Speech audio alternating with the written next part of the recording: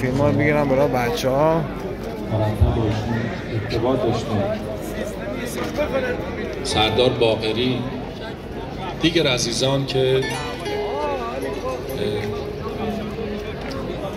جام پاک شهادت رو نوشیدند و از میان ما رفتند در دل آشقاسم. آرزوی ما هم هست که با مرگ طبیعی از این دنیا نریم.